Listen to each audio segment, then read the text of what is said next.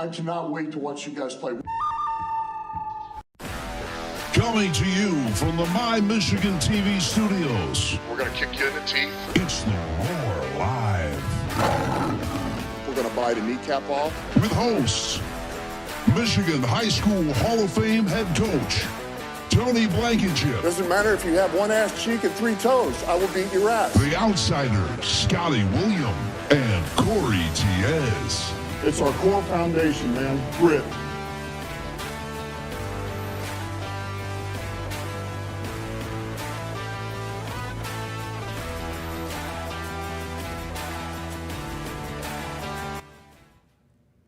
Hello and welcome to the Roar Live right here on My Michigan TV, Facebook, YouTube, and beyond. I am your host, Scotty William, alongside Michigan High School Hall of Fame head coach Tony Blankenship and the agitator himself, Corey Tiez.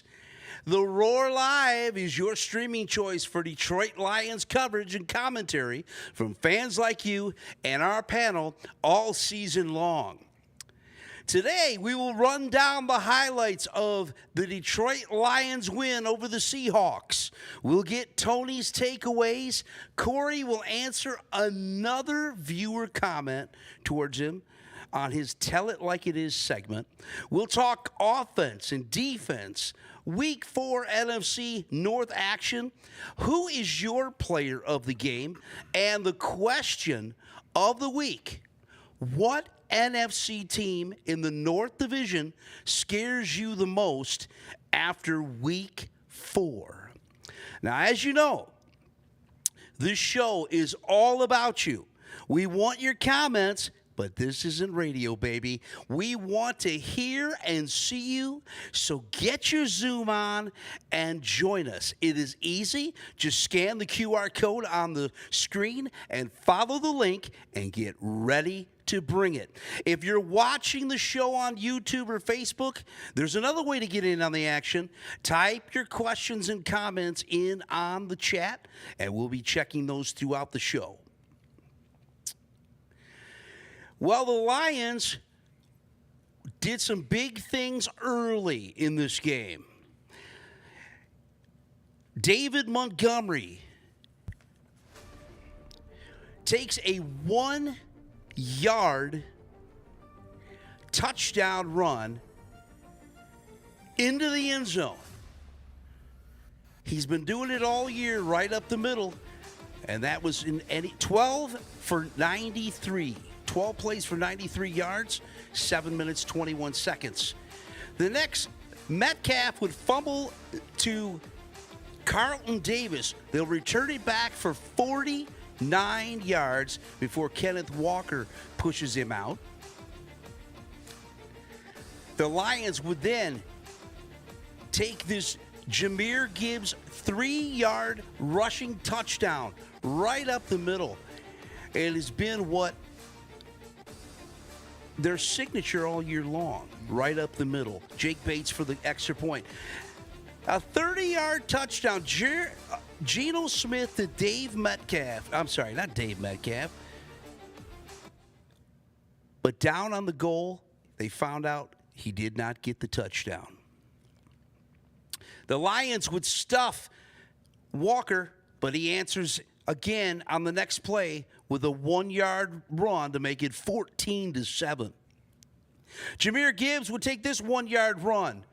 His second touchdown of the night, 9 plays, 70 yards. Jake Bates with the extra point. And then Malcolm Rodriguez with a sack to stuff Seattle's offense there. But Geno Smith would come back with this one. A pass to Jackson Najibda to Charbonneau on a hook and ladder. We've seen that last week. We'll be talking about this a little later. We've seen that last week from the Lions. And here is a touchdown by tight end A.J. Barner. 9 yards, 10 for 75. And then it was David Montgomery. Big-time play right here. He can't be stopped right down across midfield to the almost 30-yard line.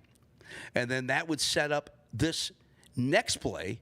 Tim Patrick would deliver a first and goal. Great game for Tim Patrick today. That would set up this play. St. Brown to Jared Goff. Touchdown, Jake Bates for the extra point. And then Seattle would answer back. Kenneth Walker III, right up the middle. He had a great game today. But it was this missed opportunity right here for the Seahawks trying to get a 2-point conversion. They had on that play a pass interference, but when they went back to the 2-point, they missed it. The next one here is a 70-yard touchdown by Jamison Williams to make this game 34-20. And my guy, Jake Bates, with the extra point. Seahawks couldn't be stopped. Look at this. Kenneth Walker looking like Barry Sanders out there tonight. Touchdown, 7-play, 70-yard drive, makes it 35-27. The next play is this one right here. Goff in the end zone. Boom! Gotcha. Touchdown. The Lions with a St. Brown, both feet in the end zone. And that's what we like here. But then another bad play happened for the Lions. We're going to talk about this with Tony. End of the game here almost. Goff going for a pass. We don't know why that even happened. They should have just ran the ball. And he is caught for a safety in the end zone. Geno Smith then throws it into the end zone in a last-ditch effort, but Kirby Joseph is the man, and he pulls in the interception. That was pretty much how it all ended for the Lions and the Seahawks. Big game tonight, as you know. For them, they now go to 3-1. 42-29 is the final score. Tony, well, I was going to go to the takeaways, but let's go away from the highlights real quick. Let's do the tell it like it is, because I want to see what we can do to get under the skin of the Detroit Lion fans. Okay? Corey likes to do that. Corey's Tell It Like It Is comes from a Roar Live viewer who wrote via email this week. He said, last week you stated that you gave kudos to Coach LaFleur of the Packers after their win. After this week's loss to the Vikings, are you still dishing out kudos? Also, if you have to choose a head coach to lead your team, Corey, what NFC North head coach would it be? And that's from Lewis T. from East Point. Lewis T. on the Instagram. Corey, what do you think? Let's hear your Tell It Like It Is. Well, first of all, thanks, Lewis T., for writing in, calling in, whatever it is. I'm still going to go with LaFleur. Really? And, yeah, NFC North, actually the entire NFC. We can just throw out a few names. LaFleur is your top head coach? Top head coach. Better than Campbell. Dan Campbell? Yeah, absolutely. Okay. I just wanted to make sure the fans knew that. Yeah, absolutely. LaFleur, I think he's 26-6. Okay. His first 2 years. Okay. Okay. I think his winning percentage is like 667. Okay. Everybody was down on Love. He's winning with Love. They started last year. If we can just go through like the NFC North, he's been very consistent with winning. Who do you got? He's better than Eberflus, right? He's better than Absolutely. Campbell. and he's better than the kid in Minnesota. Is it O'Connell? So, and even if like you pull in San Francisco, I say the entire NFC. He's better than McCarthy. He's better than I would give him the edge over Shanahan only because Shanahan has so much to work with. Just look at what Green Bay's had to work with. A lot of young kids, a lot of rookies. Nobody thought Love would be Love. And Love's still got a long way to go, but I think this guy can really coach. I'm not even going to get into the NFC South because I think he's the best. He's a much better coach than any of those guys there. So, yes, overall, I'm going to stick with LaFleur as my guy. Absolutely. What do you think, Tony? I mean, I know Corey likes to tell it like it is, and that's what he's good at, right? Yep, no doubt. So, I still think Campbell's probably the best coach in the NFC North just because of what he's done over the last couple of years. I guess if success-wise, he took him to the championship game, and we'll talk about it later on. We've seen a lot of weird stuff go on tonight by both teams' coaching staffs. Yeah. But I think I still would give Campbell the leg up coaching in the NFC North. And let me, before you get to Blank, too, I think, and also you got to look at the other guy, McVay. He's had Hall of Famers. He's got Hall of Famers all on his team, the Super Bowl team. Also, and the Philadelphia, Sirianni. So if you just kind of just look at, his body of work, I think is better than everybody else's. Okay. Yeah. I'm going to stick with that. What do you think, Tom? I agree with Corey with this. I think Campbell does a good job at being who he is to sell what he sells to his team and to the city as far as being a guy of grit and hard work and toughness.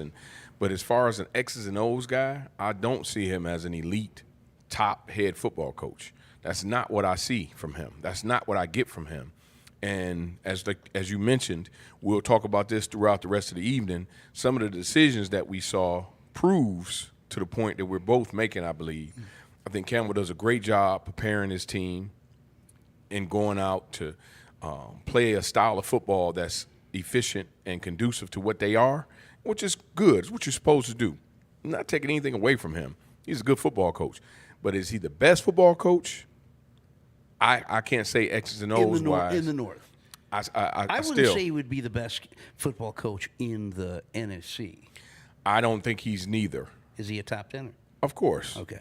Yeah, anytime you make it to the NFC Championship game, you've got to be pretty good at what you do. Okay. And he's good at what he does. I can't take anything away from the success he's been able to have and the organization, how he's helped it develop and grow over the last couple of years. Yeah. He gets complete credit for that. But again, I think that's more of an attitude than it is situational football and making the best calls throughout games and big game situations. When he's able to do that, and I really don't think that he's that kind of guy yet, then you'll be able to see him becoming more of an elite head football coach. You got to love Tony's insight on the game, and that's why we're going to go to the takeaways right now. The first one, play one, the Lions recover a fumble here. Tony, give us the rundown on this play right here. You got just a regular en route with Metcalf, who's a freak of nature, phenomenal football player. It's one of these situations where he was trying to do a little bit too much. He was very physical on the play, very aggressive. And Campbell, I think, came in, the middle linebacker came in and knocked the ball out as he was trying to get extra yardage. It was a great play by Metcalf, very physical. Like I said, he was running guys over, trying to get more yardage. And the linebacker, defensive player, came in and knocked the ball out. I believe this was the play of the game. Even though it was early, first quarter play, it was the difference in what ended up being a one score or two score difference throughout the game. I think both teams were going to go score for score the rest of the way. Yeah. This gave the Lions an opportunity to go up 2 scores, and it made it a more difficult task for the Seahawks the rest of the day. Yeah. Great play by that young man at linebacker. Definitely play of the game. Tony, on that play right there, is that something that you teach your wide receivers to get more after the catch? I think it's an attitude for him. Metcalf is just he's very imposing. He's the most physical football player probably on the football field, even as a receiver. He's just that kind of guy attitude-wise. Yeah. That's just who he is. That's not something you could teach. Yeah. That's something that he has in him. That's who he is. He's just a hard-playing football player. He's physical, he's tough, and he's trying to get extra yardage, and he's trying to impose his will on the defense. In that situation, we've seen it time and time again. Yeah, in games. It happens. Yeah. It's unfortunate, but it's his responsibility to take care of the ball. It's his responsibility to know that other guys are coming. Yeah. When you're looking to run guys over, know that other players are coming. It's not just you and that one person and you and those two people. Be prepared to know that, once you get those extra yardage, take care of the football. He didn't do that on that play. Blank, we talked on that too, just to touch on that. The guy broke his neck in 2008. Was it 2018? 2018. We were talking about that. So he's unbelievable. He broke his neck in college. Yeah. And came back, and as you can see, he has no regard for human life, including himself. He plays football the way I think, as coaches we love. To see that. He plays it violently. He plays football with bad intentions, man, and he plays it with violent intentions as well. So that's kind of football player Metcalf is. You are watching The Roar live right here on My Michigan TV, Facebook, YouTube, and beyond. You can join us after every Lions game this season on any device. Just install the My Michigan TV app on your smartphone and smart TV, or go to mymichigantv.com. The question of the week, we want to hear from you. What NFC team from the North Division scares you the most after Week 4? We'll see. I think I'm going to go right. I think it's the Vikings for me, but I'm going to hold off and get your guys' answers. In the next takeaway, it is David Montgomery for a 40-yard scamper. Tony, when we look at this highlight here, we're seeing David Montgomery really take off. This is tailback. Actually, it's a play. Yeah, tailback in the flat pass, and he just that was all him. That was all David Montgomery, just being the kind of football player that he's proven to be since he's been here with the Lions and before when he was in Chicago with the Bears. He's a really physical, tough football player, hard running. Football player and running back in this situation. As you can see, he catches the ball out in the flat, takes on a corner, levels him, another missed tackle there. He's pretty violent like Metcalf. He definitely is. He's a very violent football player, very physical guy. And he was able to get some more yardage out of there, and he created that on his own. That was just a great individual play by Montgomery. Looking at the next Tony's takeaway, we have seen over the last 2 weeks a couple of trick plays. Mm-hmm. This is the second one. St. Brown to Goff for a touchdown. Is this surprising to you that they had to break out another trick play 2 weeks in a row? Is this something that you think you're going to see the Lions do on a weekly basis? Campbell has shown you that he's not afraid to do whatever it takes, pull out all the stops to try to get touchdowns, get scores, things of that nature. Again, over the years, playing the game, coaching the game, whenever you're in that type of situation as a team, I've always felt this way. And, again, I'm not taking anything away from the Detroit Lions. They're a good football team, and they're going to be a team to be reckoned with. I personally just don't think you need trick plays if you are going to be successful in scoring the ball in the red zone.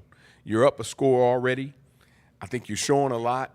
And I think when you start showing those type of plays right now, you put yourself in a situation where teams can scout you and prepare for you in your trick plays. Mm-hmm. It's the 4th week, and you're already showing an awful lot. Yep. And it's one or two reasons that's happening. Either you're not completely confident in what's going on with your play calling or what you think you could do in that particular situation, or you aren't completely confident just in getting in the end zone, doing what you guys are really good at doing. That's running the football. Mm-hmm. So, again, it was a great play call. I'll take nothing against that. It was well executed. It was called at the right time, obviously, because Seattle wasn't prepared for it. Right. Again, I'm just not a trick play guy unless I feel like I can't beat a team. I've always called trick plays as a coach myself when I feel like I couldn't score, and I had to find out other ways to score. Yeah. So I don't really understand it for the Lions. They didn't seem like they had a hard time scoring. What did you think about that play, Cole? Well, that was Sandlot, 2-hand touch in the street. Wow. Like, I agree with Blank. I don't know. Super Bowl teams don't fake punt. They don't trick play. I mean, I get it. Like I said, like Blank said, early, it's real early for that. Like, keep running the ball right down their throat. Yeah. The whole line was decimated. They didn't have an offensive line. 7 guys were out. Sometimes I think they get a little too cute. That's what I thought about that play. I didn't see it coming. They didn't see it. But like I said, I think it's like Blank said, I piggyback off that. I think it's too early to be doing all that when you obviously know that they can't stop you with the run. You know, do what golf always does. Do the play action and going around or do something else. But, yeah, it worked. Give the Lions credit. But I thought it was like a Sandlot call. Can I say this real quick, too, Yeah, Scott? What you have to be aware of when it comes to other teams who are scouting you and getting prepared for you for the rest of the year, you got to know now that they're going to be coaching their guys to stay disciplined the whole phase of the defense because they're seeing that the Lions will try this. Yeah. They've seen that the Lions are capable and open to trying plays like that, which creates a situation where you're allowing other teams to be more disciplined against you. Because they're going to prepare now. They're going to tell their guys, stay home backside. They're going to tell their guys, make sure you do your job. Try not to do nobody else's job. And when you could have waited until week 12 or either playoff game, there's only so many trick plays you can do, guys. There's only so much you can do. And you've shown a couple of them already. So I'm just saying you're really allowing teams to prepare for you and really in a more disciplined manner when you're doing that. We've seen it with the Seattle Seahawks tonight, hook and ladder, the play that we seen last week from the Lions. Yep. Do you think when you go into these trick plays, is it almost a desperation mode when you're down? Go ahead, Corey. I'm going to let Blank, Drew, real quick. You took the words right out of my mouth. Desperation. Seattle was desperate. He threw the ball 90,000 times. Yeah. So they were desperate. They knew that they didn't have a decent defensive front to stop what the Lions would do. It was a shootout.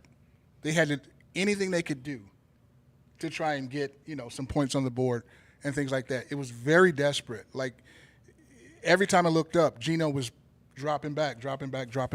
56 times, I think. Yeah. So, it was very desperate, Scott. I agree And with just you. like you said last week, when you got to throw that many times, it usually means you're not doing too well. No. You putting the ball in the air that many times, that's not what you're about. It's not what kind of football team you are. I think that Seattle likes to run the football, too, like to do a lot of things that the Lions like to do.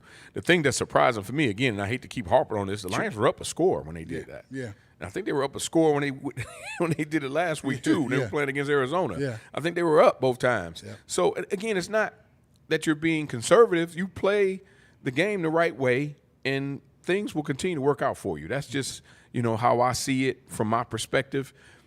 You don't need trick plays in that situation when you're up. Seattle did. They needed a trick play. They were losing. They've been struggling the whole way.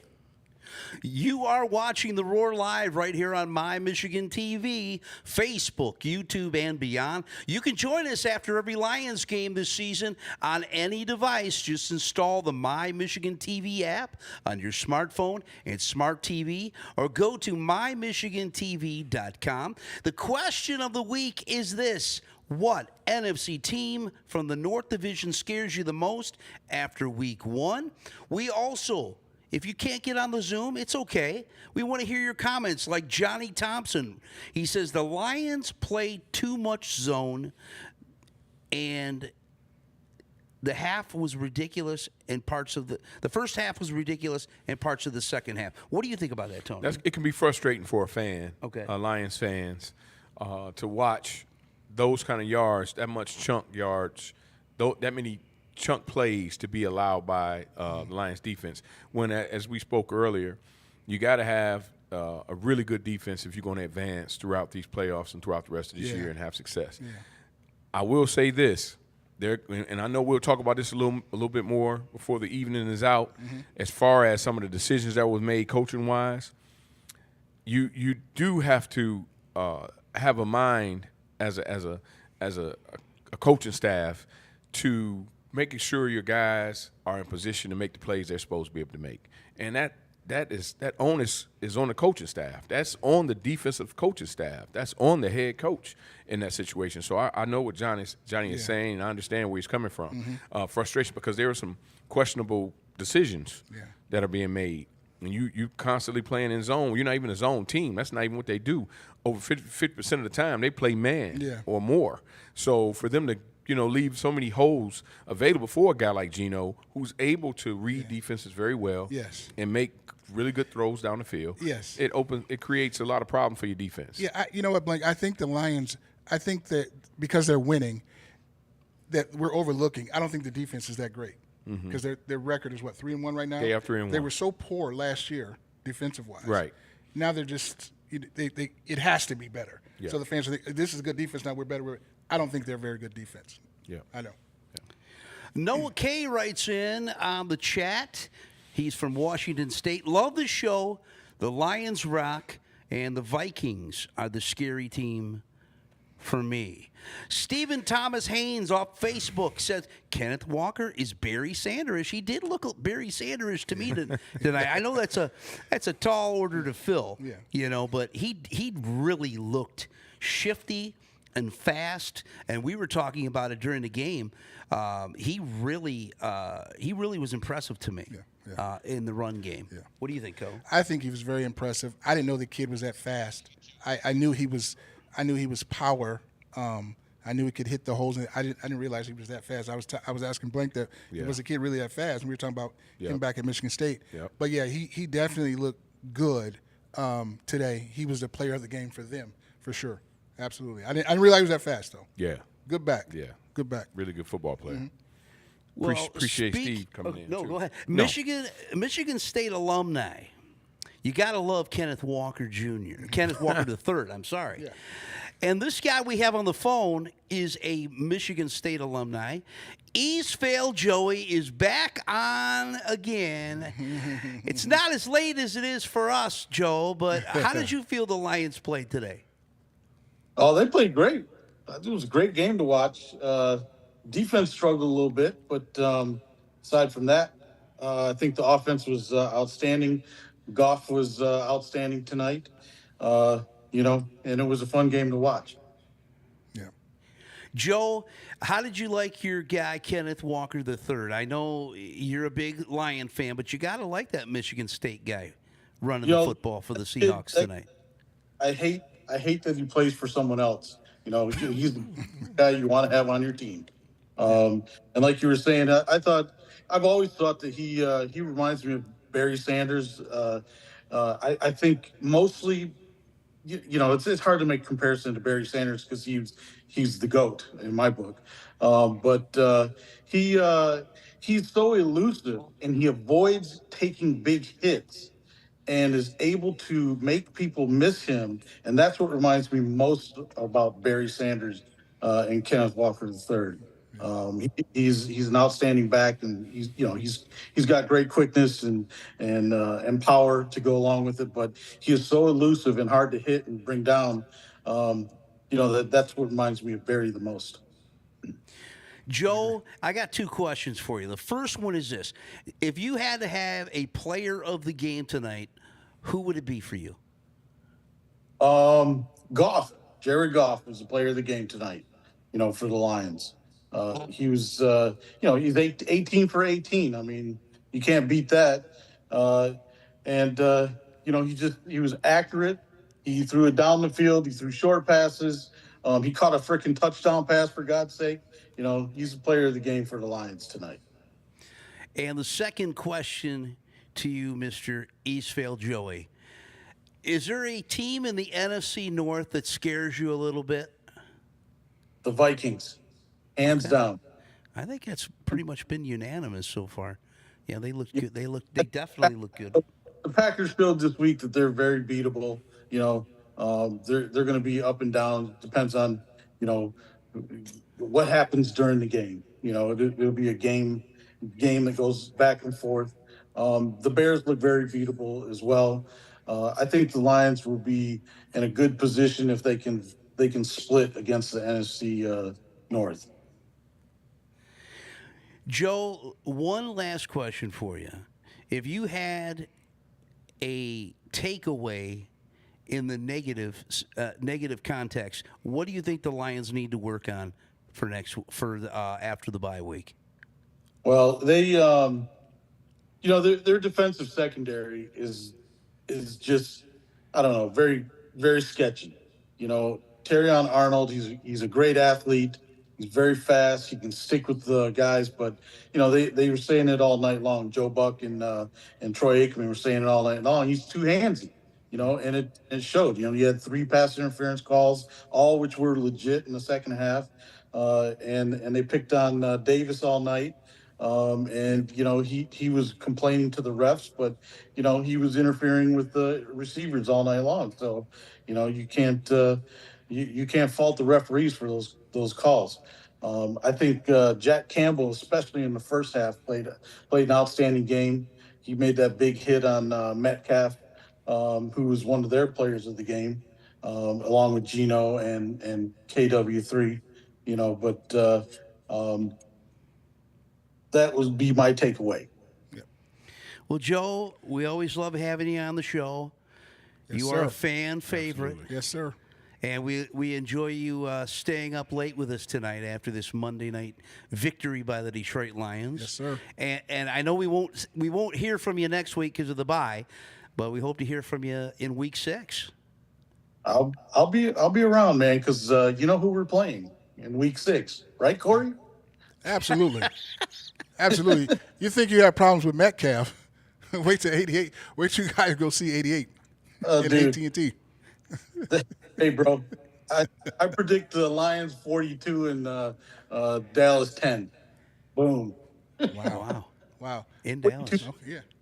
Yeah. Well, All right. okay. We're gonna write that. Jared, make note of that. And they're Jared and David in the back. We're gonna make note of that. Joey, thanks for coming on with us tonight, buddy. All right, guys. You guys take All right, care. Joe. And thanks for coming on again. All right, thanks, man.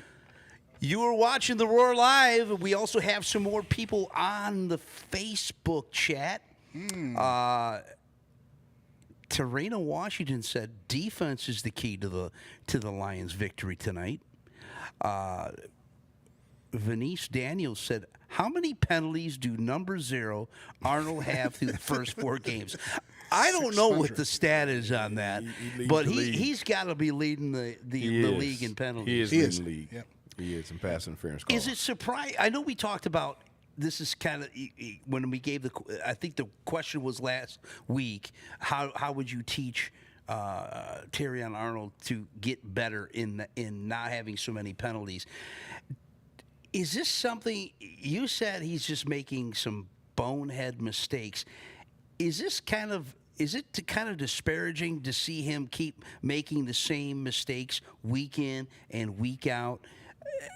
Does he look like he's improving at all defensively? I think the moment is becoming too big. Okay. In my opinion, for him. Just my personal opinion. He's a good football player. Obviously, he's an NFL football player. Right. I think that he is under a lot of pressure when he's playing that position versus really good football players. And it's a growth. It takes time for you to get to that place.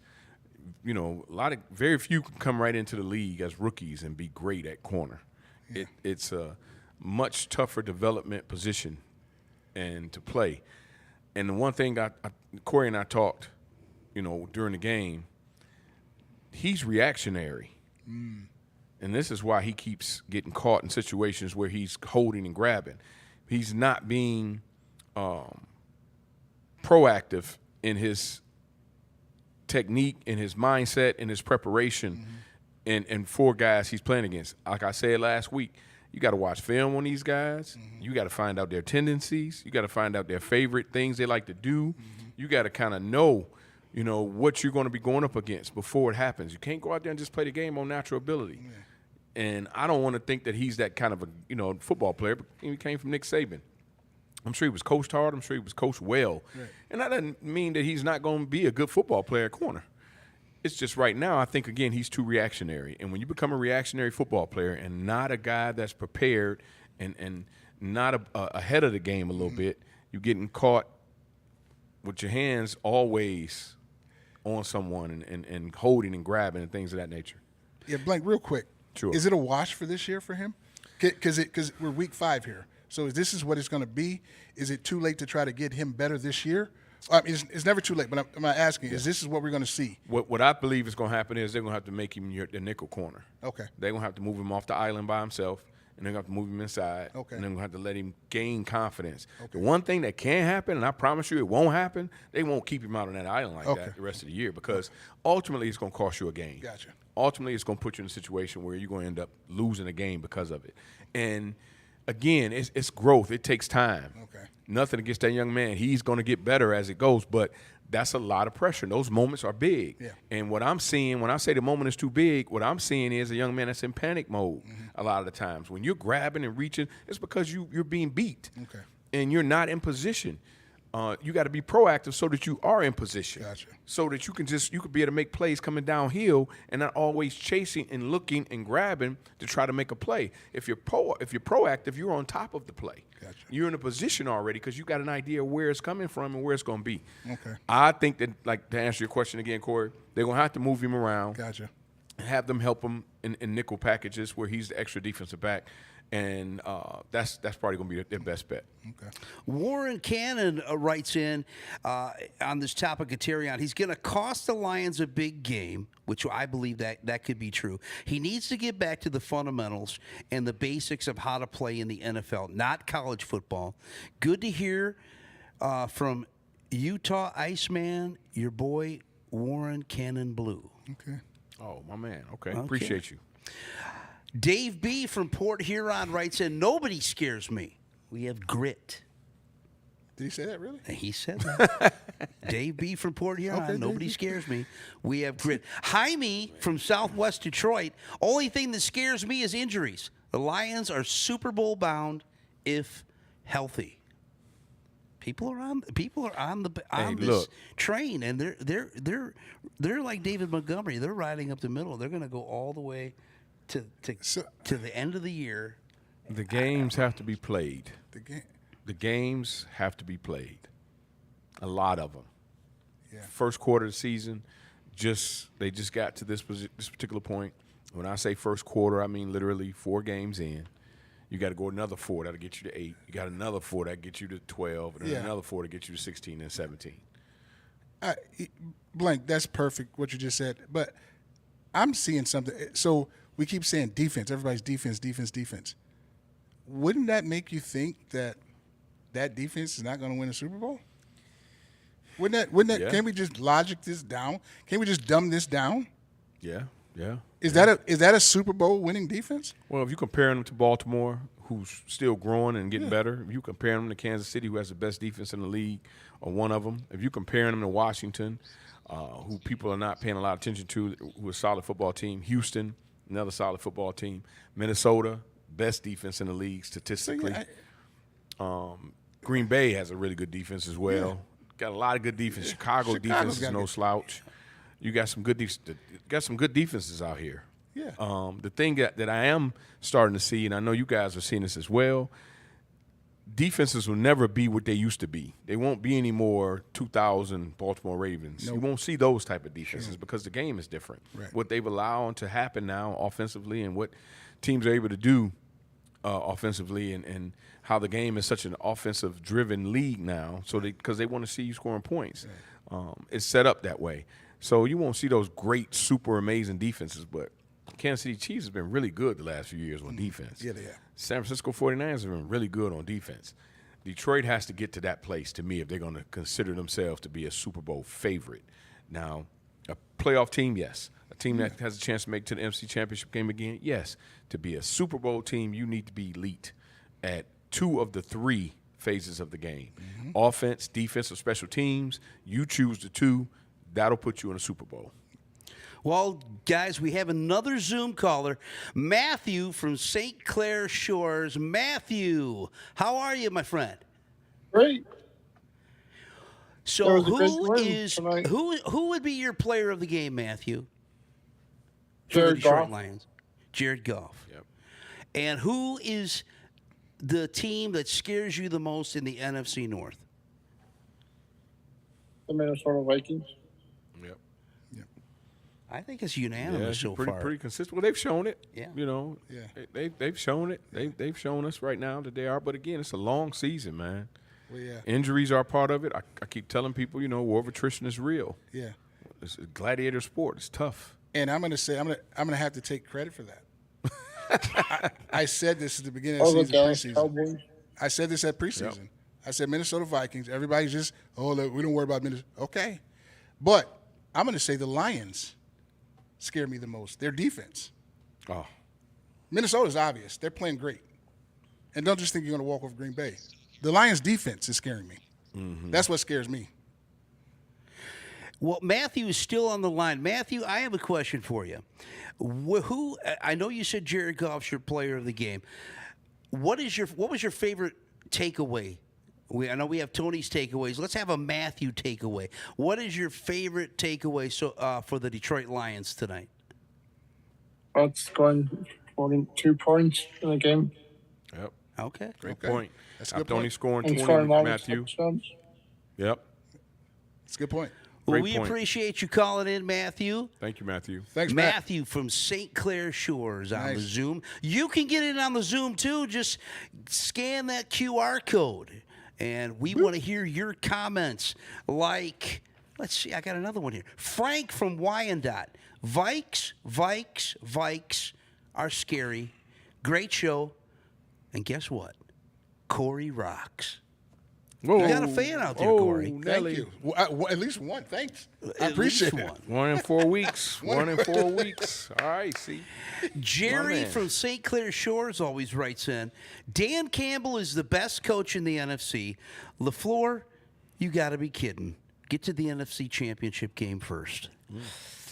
Well, we're going from one side to the next. Hey, look, that's a good point. He hasn't been there yet, so we'll see. I just don't. Again, Dan Campbell, X's and O's wise, is not a great head football coach yet. He's not. In that, I would agree And, with and you. even game day situational wise, Yeah, timeouts, making sure who's on the field should be on the field, and throwing man. a pass from your own 2-yard line in the fourth quarter while you're up 2 scores. Well, and getting there doesn't make you a great coach. Yeah, you got some decisions. You got some things got to be done different. McCarthy won a Super Bowl. Is he great? Oh, yeah, that's true. Okay, let's get to the next one. We have another Tony's takeaway, and this is a highlight. Tony, give us the rundown of this one right here. This was kind of like we were talking about this before we went on the air. You said, why are they running the football? Why are they trying to pass the football in this situation? And That great coaching. It's a bumbleheaded move, in my opinion. Yeah, You said the same thing, right? I don't understand it. I hate to be critical, because, again, I've been in that situation as a coach, and it's not an easy thing to do, but I'm not understanding what the thinking was for Coach Campbell here. They had one timeout left, I believe. Seattle did. Yeah. I think it was under 2 minutes left. Yep. And I think all you had to do was run the ball a couple of times. You still were going to have a little bit of success, I'm thinking. If not, you're going to punt it. They still got to score twice in that particular situation. And matter of fact, 3 times because they needed to get a 2-point conversion. Yes. Because you were up 15 at this particular point. Yes. This made it a situation where you end up being up 13 because they end up getting a safety. There was no excuse, in my opinion, for you to be throwing the football. The other thing that no one is looking at, and I look at it as a fan and as someone watching the game, that could have been potentially an injury on your quarterback. Yeah. And I look, I'm a huge component of coaching the game the right way. Okay. And when you don't, bad things happen. Do it the right way. I'm not saying you got to just be perfect in what you do, but there is no excuse, in my opinion, for Dan Campbell to decide that he wanted to throw the ball there. I would love to hear in the post-game interview, what the thought process was with him and the offensive coordinator and why they made that particular decision. And the good thing about Coach Campbell, he'll tell you. yes. He'll tell you why. He'll tell you why he did it. That's a good thing. He's going to be right up front with you. He's going to tell you. But I thought it was bonehead too. Yeah. Haywood Glenn writes in. He says Tampa is his team in the NFC that's scary, which, they have beat Detroit. They have beat Philly. Yeah, that's a good point. I didn't really feel – I feel Philly's lost. done. I mean, they've been lost now since last year. No, was this the North or he's an NFC period? Well, I think he NFC period. Okay, got it. Okay, he said I think he said, yeah. Okay, all right. And he also says he thinks J-Mo gives us another dimension, and he helps free up Amon-Ra St. Brown and Laporta. What do you think about that, Tony? I agree. Okay. J-Mo does help you because he's a home run guy. He's a catching and score guy. And that can be very effective for you as an offense. So, Haywood is definitely correct in his point that gives the offensive chance to open up and get some other guys involved because of his speed, because of his playmaking ability. The only thing is, again, we talked about this, it's going to become a predictable thing of where they're going to throw the ball and how they're going to get the ball to him in situations. Well, that's what I was going to ask you. Like, they still don't stretch it enough. No. They still don't stretch it with him. No. He's got one play a game. Yeah. You know what I mean? Yeah. Everything else is just the cross, the short, Yeah, dunk. he's a shallow But they cross don't- yeah, guy. they He's a don't- shallow cross guy, and he's a fly. He's running a fly route. Yeah. He's a speed guy. He's going to be he's dangerous because of his speed. Mm-hmm. I just again as the season goes along, teams are going to prepare, and the Lions are going to be able to make the adjustment. So we are going to go to the first NFC Week 4 final. Vikings beat Green Bay 31-29 at Lambeau. Darnold 20 for 28, 275 yards, 3 touchdowns, 1 interception.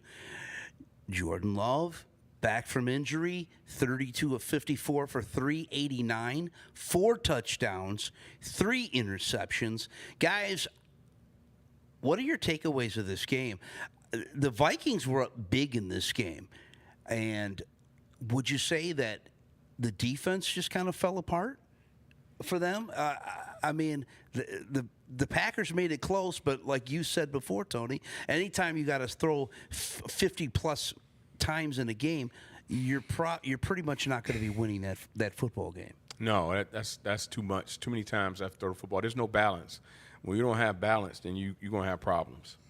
Whenever you have to do too much of anything, it's probably not a good thing. You always hear in life, too much of anything is bad for you. I don't care what it is. Too many throws, too many pass attempts, that's a problem in football. You definitely have to be in a situation where you got some balance, and that's where Green Bay ended up behind early by a lot. Minnesota was able to hold on and get the win. Minnesota's still a very dangerous football team. They're very dangerous. And Green Bay is not far behind. Look, the one thing I can see, if I can't see anything else, it's going to be a war in the second half of this NFL season when it gets to that point where the Lions, Minnesota, the Bears, and Green Bay begin playing each other.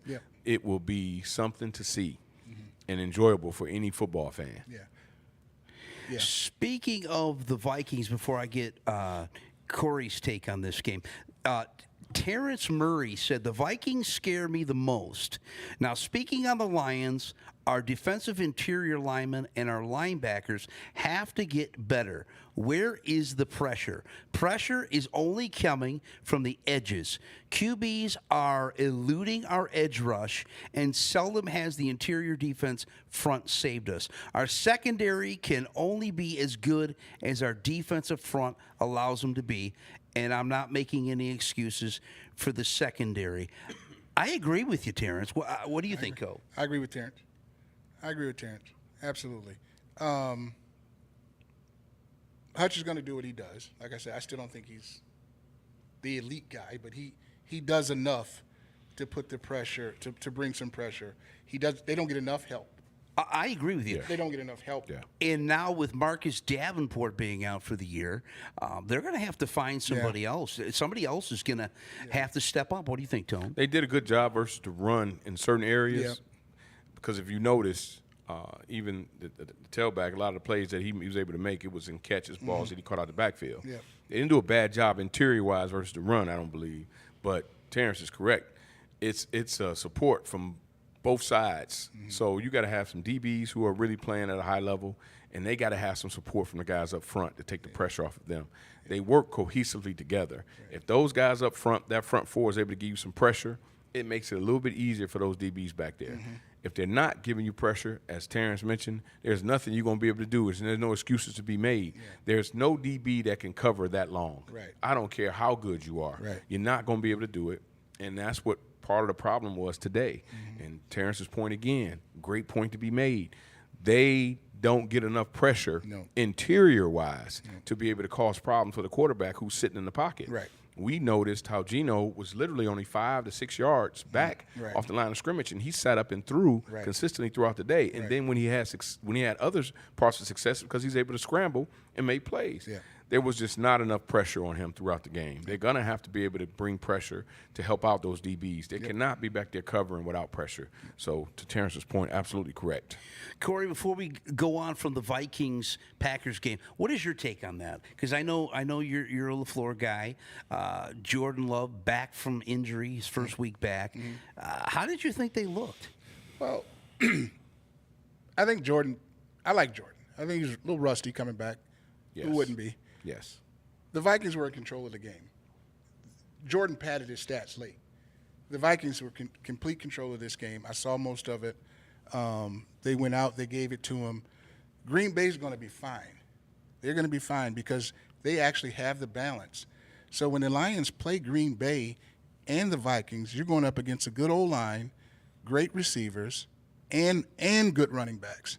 But I think Jordan and the Packers, like I said, at the end, it was just one of those things where he was throwing.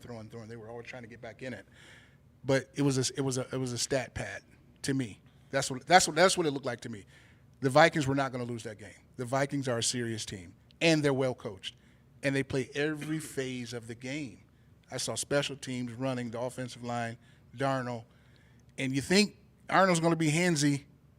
Was handsy today? Oh yeah. Jeez. When they get to Minnesota, double handsy. Yeah, they got a lot of guys. Yeah. So but it was just Jordan looked a little rusty, but he'll be fine. Yeah. You are watching the Roar Live right here on My Michigan TV, YouTube, Facebook. So many ways to watch. Get in on the action. Just scan the QR code up on the screen, or you can get in on the chat. We want to hear from you, just like Willie T from Detroit. No fear, Lions are the team to beat. Carl has a little more of a, Demetrius from Pontiac has more of a subtle comment, so to speak. He says, calm down. It's a long season. We don't know anything until week 10, but he has no fear, he said. Well, look, week 10 is a long way away. You're going to learn a lot before week 10. Yeah. I understand what Carl was it? No, what was his name? What's the name? What was his name? The gentleman that just spoke. Oh, that was Demetrius. Demetrius. I get his point where Demetrius is coming from, because you do have to calm down. It is a long season. So the point is, with it being that, every play, every game is going to matter. Everything that everybody's doing matters at this point. You got to. The most important thing for anybody is staying healthy. Yeah. That's the key. That's going to be ultimately. That's going to be the difference. Yeah. San Fran was able to do what they were able to do last year because they were able to get some players back at the end of the year, which was crucial for them. Yeah. I think it was it Dabo Samuel? Yeah. Debo Samuel. Debo Samuel coming back was huge for them. Yeah. Last year. So that's going to be a part of things this year. The health. So yeah, Demetrius is right. No need to panic, but definitely not 6 weeks from now. You're going to know a lot before week 10. Yeah. Yeah. This game was a must-win. Well, let me ask you something. When do you feel like these teams, you'll know what you're looking at playoff-wise? Halfway through? Week 8? Well, you know what? Like I said earlier, I've seen enough. The defense stinks to me. I don't think the defense is. I think the defense is. I think the offensive line is overrated. That's one. The defense is not as good as people think, just because you've won a few games. Now, this next game, when you play the Cowboys, if you don't gut them, you should beat Dallas. This is the game right here. So you get the bye, and then you got Dallas, you got Green Bay, and then you got Minnesota. That's it. Those are the 3 games. The next 3 games, those are the games where you say, should I start panicking? Because you're not beating Minnesota. Not looking like the way you've looked. You can beat Dallas. You got Houston in there too. But that's not an easy game. And then Houston comes to follow. So right now, Scott, I think this coming up stretch after the bye, now we can look at it and say, uh-oh, if things don't get better. Well, let me ask you something. Football so far in the first 4 weeks here, nobody really has looked outstanding. True. That's true. KC struggled a little bit, even though they were able to pull off a victory. Yep. But no team seems to be running away with it. And I know it's only week 5, but is it more parity with these teams? Is why we're seeing the football being played the way we are? It's the sign of the times. Okay. You got teams no longer playing their starters during preseason. You got 3 games during the preseason. Now what's happening is it's taking teams 3 weeks to even get in position to where they are feeling good about who they are and start creating their identity and their culture and their personality and figuring out who they really are. As opposed to years past, you played your starters and you had an idea. You had a feel for who you are, what you're going to be. It's taking 3 weeks now. Yeah. This is really like week 1. Whether people like it or not, when it comes to some solid, decent football that you can see and watch. And it'll continue to get better every week from this point on. So this, from now on, I think is a great gauge for all of us to be able to see who is really who. Corey made some great points about the Lions having to play Dallas and what they'll be able to do there. I believe they'll beat Dallas too. I think Dallas is horrible. I think it's probably one of the worst Dallas teams they've had in the last few years. I don't see them winning 12 games this year. I don't see them making the playoffs this year. I think the Lions pose such a horrible mismatch because of the style of play. I think that everything that the Lions do going forward will be matchup driven and looked at according to who they are with who they're playing against. Today, and we hadn't talked about this very much, but Seattle hadn't played anybody with any substance at this point. Not one team they played had a good quarterback. Up until today. And Jared Goff shredded them, 18 for 18 for over 200 yards, even catching a touchdown on a trick play. But they got a chance to finally see a good, solid quarterback, and they look bad on defense. But they got to make some adjustments because it's really a false sense of security. You're not really getting what you really are. Exactly. But now you will. Now you get a chance to see going forward, Seattle, Detroit. Everybody will get a chance to see who they really are going forward because this is the time where the maturation process is starting to happen now. And what Scott said, to me, it's everybody else, Blank, because the thing, even though KC is winning just barely, whatever they're doing, but they stick to the script. They got the best coach and they got the best quarterback. And then it's everybody else to me. They stick to the script. They don't panic. They don't do that. They stick to the script. Who are you speaking of when you say the Chiefs? That? The Chiefs. Yes. Yeah. They got the best quarterback and they got the best coach. They're incredibly injured. Yes. And they're going to get some people coming back. And they get people coming back throughout the rest of the season. Yes. Which is scary because they're still winning football games. They're still winning football games. Look, don't get it misconstrued. I think we saw a lot of what happened with Philadelphia, and I think we get the misconception that Philadelphia lost 7-8 straight games last year after going 8-2 or something like that. Right. And the mindset was, well, maybe this can happen to Kansas City. No, Kansas City's the real deal. They're the real deal. They have one of the best coaches to ever do it, and they got one of the best quarterbacks to ever play the game in history of the game. They will continue to roll. They're going to have to find ways to win continuously. But one thing they got going for them is they got a legitimate defense. Their defense is the real deal. And it'll bail them out a lot of the games. Yes, sir. Jared Goff, as you know, has been known to throw interceptions, inopportune interceptions, but he was 100% today. Is this surprising to you, especially how well the Lions kind of went? They kind of went back and forth with the Seahawks. I know Tony, and I know we were talking about it too, Co. This when he was in the red zone, we were thinking, well, this would be the time he throws an interception. Yep. Do you think he improved from last week? Oh no! Well, look, the statistics say so. He goes 18 for 18. You know, you don't have an incompletion the whole game. That's a pretty efficient game. That's a great football game for any quarterback. Yeah. And for him to be able to do that on the big stage in Monday Night Football, that's big time. Yeah. He's been on some big stages though. He took a team to a Super Bowl. What do you think, Co? $53 million game manager. $53 million game manager. Great game today. But when Goff does that, that's what you get. Yeah. The offense was in his hand. He played to. That's what he does. He's very good at the play action. Yeah. And those routes, those crossing routes, and those underneath, and then the receiver runs. That's what they did in L.A. He just didn't have that over the top. And the coach, McVay, it's McVay, right? Yes. He said, I like Stafford more. Stafford could get this done more. He can get it done. Yeah. He just didn't believe Goff could finish it. But when you got Goff set up like they had him set up today,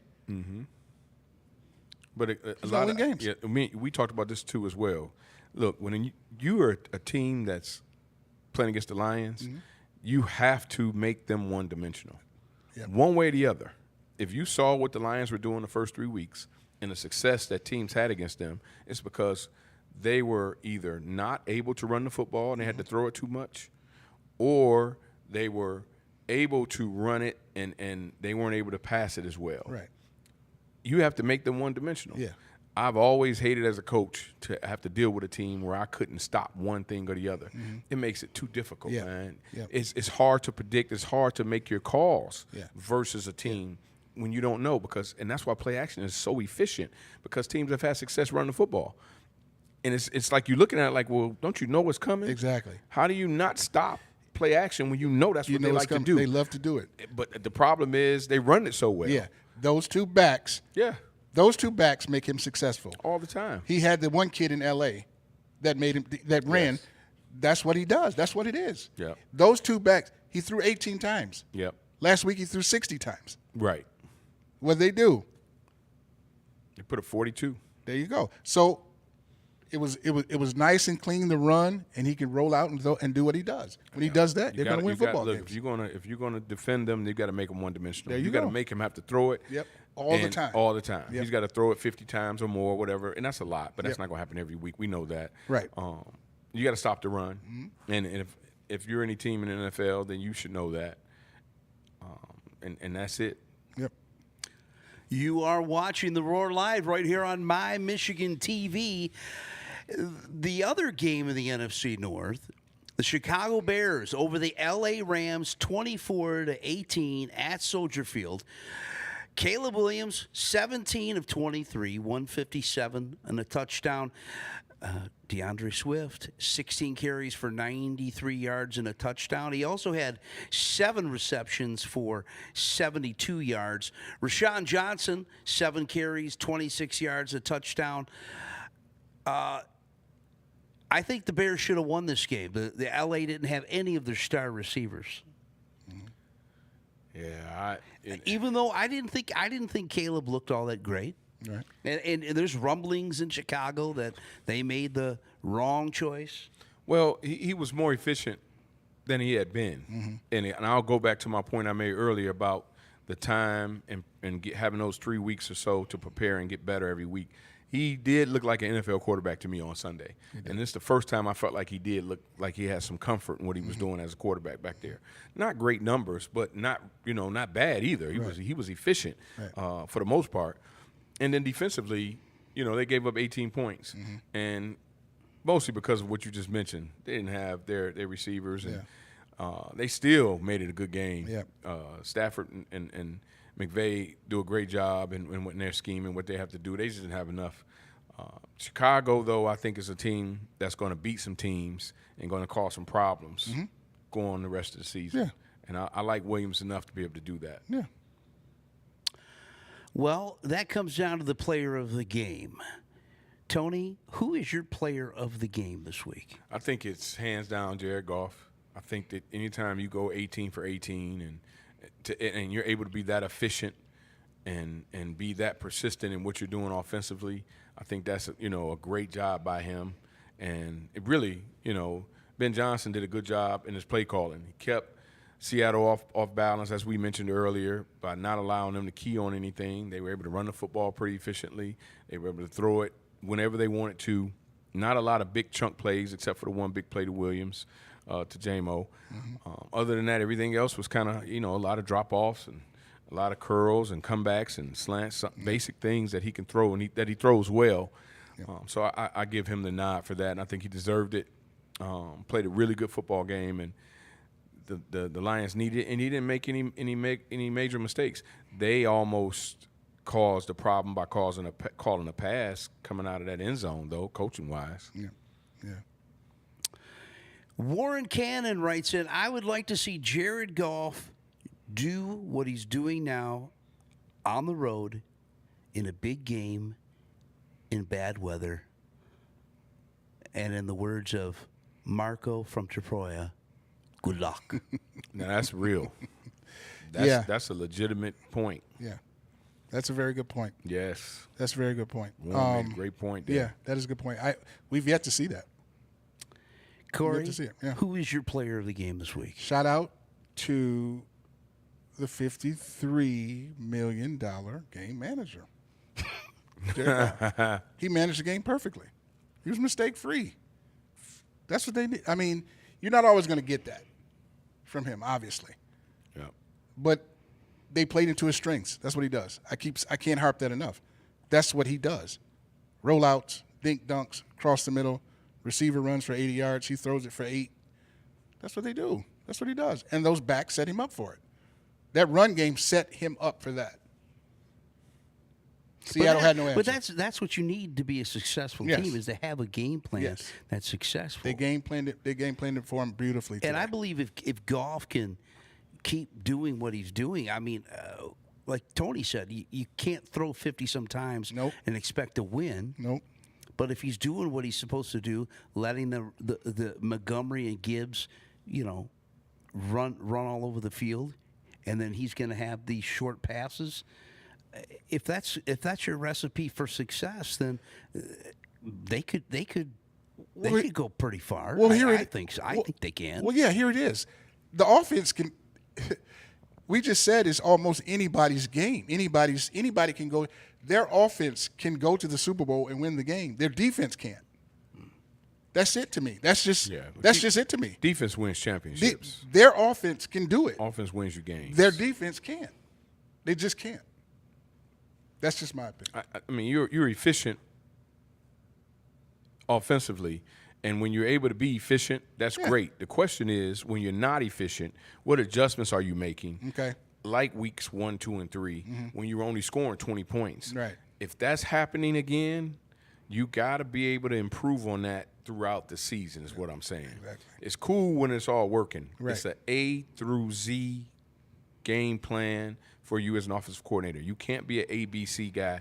You got to be able to go into your bag and come out with some other things that are going to be successful for you because teams are going to be set up to adjust to stop you. So what are you going to do when you're getting stopped? That's the question. That's the most difficult thing as a coach is to figure out ways to make plays when you know that the team across from you kind of got you figured out. You got to go to a different bag now. Roar Live fans, this show is all about you. We want to hear and see you, so get your Zoom on and join us live right now. It's so easy to do. Just scan the QR code on the screen and follow the links in the infamous words of a Sam Cooke song. Bring it on home. Just like Terrence Murray said right here in the chat. One last point, guys. Both our OC and Goff should get the game ball. Ben Johnson called a hell of a game, and Goff executed his throws.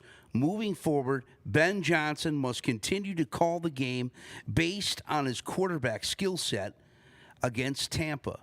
Goff is a game manager, which is what Corey said, and when the game is called favorable to his skill set, it's a win-win situation. Hence, run the ball to set up the pass. The OC must be the one that improvises and makes Goff better. You agree with that? I do. Okay. I do. Very Corey, well go ahead. put. I'm No, gonna very make well a point. put, Blank. Go ahead. Yep. Well, this is the thing that people have to pay attention to.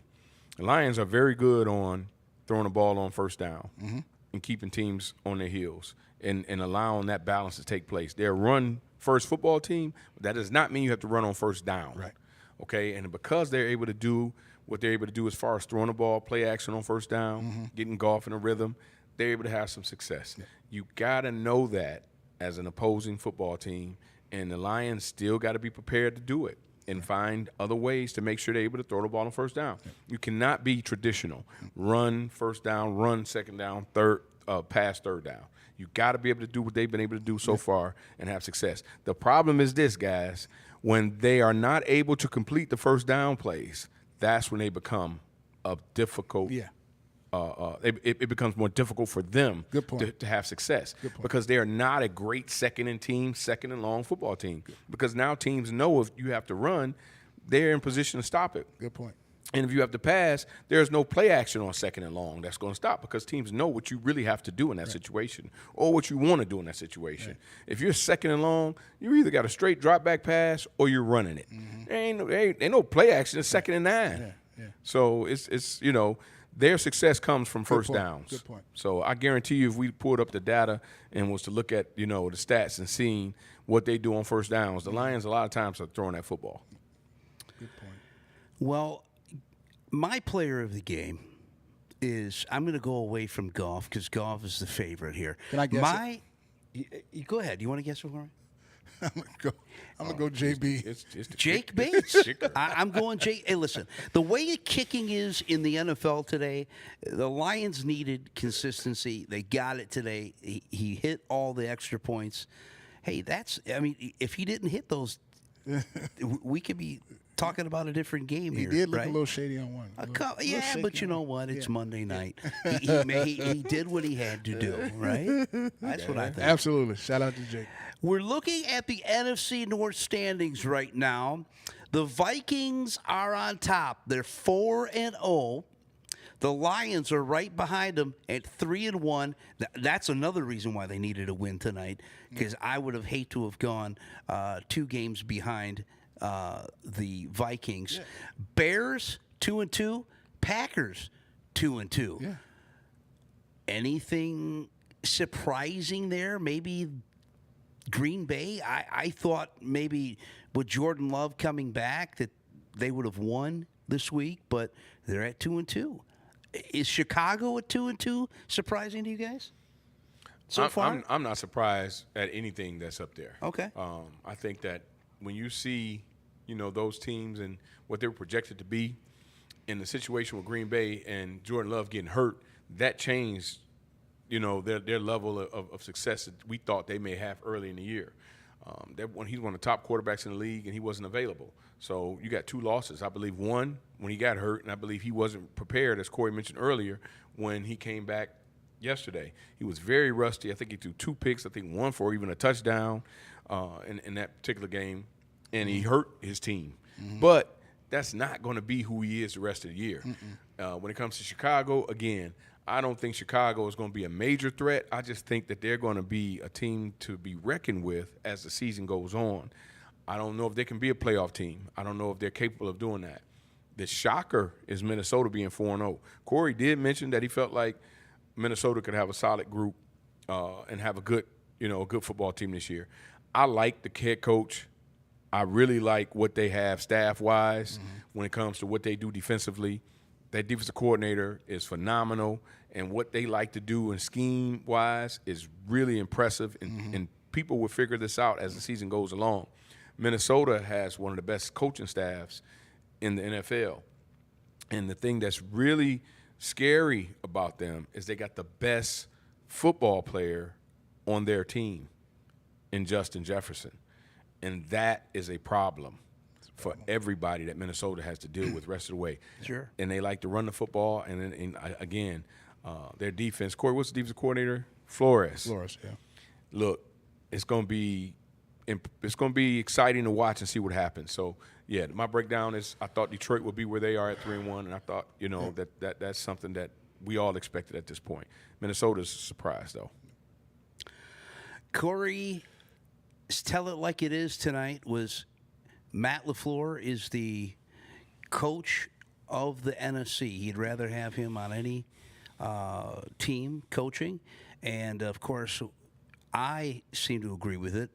There's also some other Facebook viewers in the chat that disagree with Corey. But, hey. I'm sure they're Lions fans. And like he said, I'm sure they're Lions fans, right? We've had Joey, Eastvale Joey on tonight. Goff was his man. Mm-hmm. Bates is my guy. I think you said Goff, too. I did. We both said Goff. Jared Goff. Yeah. We've had a lot of good comments, and our last comment coming in from Instagram, Carl from Novi says, love the Roar. The Thank you, Carl. Vikes Thank are you. the scary Appreciate ones. that. And he Carl. also says, we need a new Cohen Bro stat from you big shots. Love you guys. I wouldn't say we're big shots. No, Not not yet. yet. Not at all. But, you know, the Roar has taken up our time. We're going to come back with some good Cohen Bro opinion shows for Oh, you yeah. as the weeks look ahead. Looking ahead to week 5 here in the NFL NFC, Lions head to a bye week. The Vikings travel to London to take on the 2-2 New York Jets. They'll The be 5-0. Packers head to L.A. to face off with the 1-3 Rams. Chicago will be home to take on the 1-3 Carolina Panthers. They picked up their first win with Andy Dalton. Yeah. How do you guys see these games here? It's not easy to go and play in London. Yeah. So many weird things seem to happen, and of course, as you know, the Vikings have got to go there to play what a lot of people think could have been the GOAT, Aaron Rodgers. How do you feel these guys, the Vikings, will play in London? They'll beat the Jets. They'll beat the Jets. They will beat You the think so? Jets. Look, I'm going to go on record right now to say the Jets head coach will be fired. I don't wish that on him, but I believe it's going to happen. Yeah. And I also believe that the Philadelphia Eagles head coach will be fired as well this year. absolutely. These guys may both be fired before the season's over. Yeah. Both. Yeah.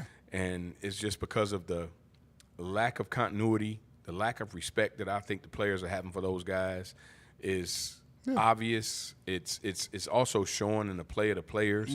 I believe those guys have lost their locker rooms, and when that happens, there's no coming back from that. Philadelphia is on a terrible downward spiral, and then the Jets are as well. Terrible. Aaron Rodgers is very similar to he's such an iconic figure.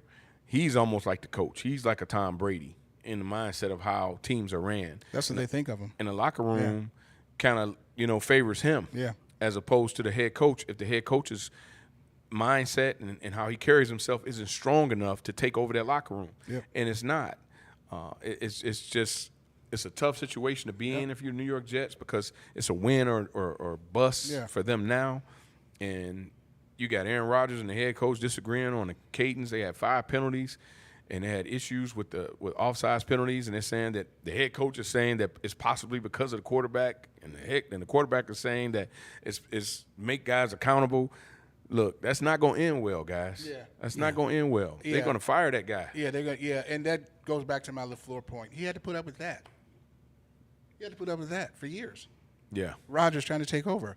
But yeah, everybody in the NFC, the North, they gain ground. Chicago will win their game. Packers will win their game. Yeah. Lions sit at home, get ready for Dallas Great after point. that. Yeah. Yeah, as long as Cup and the Lions going to beat the Dallas Cowboys, though. Yeah, I agree. as long as the Rams are going to be without Nakua and Cup, it doesn't fare well. I mean, for Staff them. is good, but my goodness. Yeah. And this is definitely a game that the Packers need to win coming up. Yeah. Tony, let me give you a question. Sure. How do you prepare as a head coach with your team going into a bye week? That's a great question. What you do have to do is you got to allow some of that rest time and give them a chance to get their bodies and get their legs back. Because they played some physical games. A lot of physical, and they have. And it's still early, though, for them to have a bye. It's probably sometime they maybe didn't want it this early in the year because, again, after a game like today, they're rolling. They're feeling good. But they got to get their legs back. and that's important because it's a long stretch after this. The disadvantage of having a bye in week 5 is that you got 11 more weeks of football non-stop. That hurts. Left for the Lions. That's not easy to prepare for. That's a long stretch of football. That's a lot of football to be played from here on now. A lot of teams will prefer to have their bye mid schedule, week 8, even after the latter, week 9, where you got 6 weeks left. Now you got 11 weeks left of football. To answer your question, though, Scott, what I would think coaches would do, the actual off week is a week of resting. In the majority of the days, they always have a off day off anyway. I think on Tuesdays anyway, they don't practice. But ultimately, you give them a couple more days off. You watch a lot of film. You get some rest, and then going into that following game week where you're preparing, the coaches do a lot of the work in preparation of getting the game plan together for Dallas. And you do a little bit of work here and there, not a lot of physical stuff, not a lot of padded practices, things of that nature. A lot of just shorts and shirts and just trying to get some things figured out. What I would do, and I know obviously the level in coaching high school is different, but my mindset was always the same. I always wanted to work on the things we didn't do well in that 2-week period. So what the Lions should be doing is working on what they saw on film the last 4 weeks and pinpointing those specific things and working to improve on those. If you're on defense, you know your defense is not solid, not where it needs to be, work on finding ways to be a better defense, both up front, as everyone is mentioning, and in the secondary. Linebacker play has been good for the Lions. So you can't let up on anything, but those 2 specific areas, specifically work on those things, and then getting into game week, Scott, just getting ready for Dallas. But give them some time off because they're going to need it. 11 weeks is a long time, man. Absolutely. What does the Lions need to do to beat the Cowboys in week 6? They're going to run the football, and they're going to punish the Dallas Cowboys, in my opinion, unless Dallas wakes up and decide they're not going to just let people physically just beat on them. And what Dallas has not shown us is that they are tough enough physically up front to where they can stop the run. The Lions will run the football with consistency, knowing that they can do exactly that. And then from that, they'll play action. They'll find guys down the field, and Amon St. Brown and Jameson Williams. So they got players, and they got the game plan and it's about what we talked about earlier. It's about matchups. They match up really well with Dallas Cowboys. Dallas Cowboys is not a very good football team right now. Their defense is really, really not good. They got some guys out. They got some guys injured. Their best players on defense in that front 7 are out and injured. So I think the Lions are going to take great advantage of that. I think they'll win by 2 scores. Cole, you're a Dallas Cowboy fan. What does the Lions need to do to beat your team? Run the ball. Well, first of all, let me go back. Let me start with this will make the Lions a little bit more relevant too, because you play the Cowboys. What? And last week we had relevant. We had the highest stream of all time last Thursday when they played the Giants, 18 million. So that keeps out. That's the relevancy for the Cowboys. But the Lions they just have to run the ball. That's it. Dallas has not shown that they can stop the run. We won 2 games on the road. We've been blown out. Well, actually, they made it a fight. The Ravens were in control of the game. The Lions just have to run the ball. If we can get Bland back, the other corner, maybe that'll help a little bit. Dak is going to be Dak. CeeDee is going to have a good day. Lions run the ball, do what they do. They'll be Dallas. End of story. Wow. Well, at least he's telling the truth. 30 to 14 is my score. I got to be real. Detroit Lions. I have to be real. Eastfield Joey said 42-10. I wouldn't go that far. Because, like I said, they almost came back and won the Ravens contest. And I think the Ravens are a better football team than the Lions. But the Lions will be that. Lions look like a better football team right now. If Goff does what he did today, yeah, they should beat him. I don't think they're going to blow him out, but they should beat him. And again, Goff is playing in another indoor facility. Yeah. Nice weather facility. You ain't got to worry about golf. Right, yeah. You got to worry about that. That's going to be solid for him. Well, thank you so much for tuning into the Roar Live. We've enjoyed your comments and the feedback this week from Eastvale Joey and Matthew from St. Clair Shores, and all of our Facebook and Instagram comments, Noah K., Dave B., Jaime, Frank, Jerry, Willie T., Carl, Demetrius, and Love of it. course, Terrence. Appreciate it, man. Warren, Absolutely. we really appreciate you. The Roar Live is your streaming choice for the Lions coverage all season long from fans like you and our panel, including Michigan High School Hall of Fame head coach Tony Blankenship and the agitator himself, Corey Tiez.